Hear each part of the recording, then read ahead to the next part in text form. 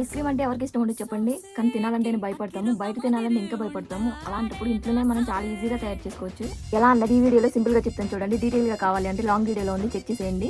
పుచ్చకాయని ఈ విధంగా కట్ చేసుకుని జ్యూస్ చేసుకోండి. నాకు 1.5 కప్ వచ్చింది. 1.5 కప్ కి కొన్ని ముక్కలుగా కట్ చేసుకుని పీసెస్ వేసుకున్నాను. అందులోనే ½ కప్ షుగర్, 2 టేబుల్ స్పూన్లు కార్న్ ఫ్లోర్ వేసుకోండి థిక్నెస్ కోసం. ఇది దగ్గరికి అయ్యేంత వరకు ఉడికించుకుని పక్కన పెట్టేసుకొని పూర్తిగా చల్లారేంత వరకు. చల్లారిన తర్వాత క్రీమ్ లో యాడ్ చేయాలి.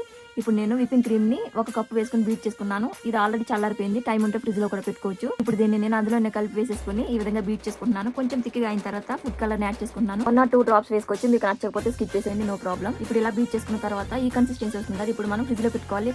కవర్ చేసి పైన క్యాప్ కానీ ఏదైనా పెట్టుకుని, లేదంటే సిల్వర్ ఫాయిల్ తో కూడా మనం కవర్ చేసుకోవచ్చు. ఇలా అయిన తర్వాత మళ్ళీ ఒక 2 అవర్స్ ఫ్రిడ్జ్ లో పెట్టుకుని తీసి మళ్ళీ బీట్ చేయాలి. ఇప్పుడు ఇంకా ఫైనల్ టచ్ అనమాట. ఇప్పుడు ఫ్రిడ్జ్ లో పెట్టేసి 8 గంటల తర్వాత తీసి మీ ఇంట్లో వాళ్ళకి పెట్టండి. బయట ఐస్ క్రీమ్ లానే ఉందంటారు, అస్సలు నమ్మరు ఇంట్లో చేశారంటే. హానెస్ట్లీ చెప్తున్నాను, టేస్ట్ అయితే అదిరిపోయింది. మీరు ట్రై చేయండి, మీకు ఎలా అనిపించిందో కామెంట్ చేయండి. అలాగే నా కోసం ఒక సబ్స్క్రైబ్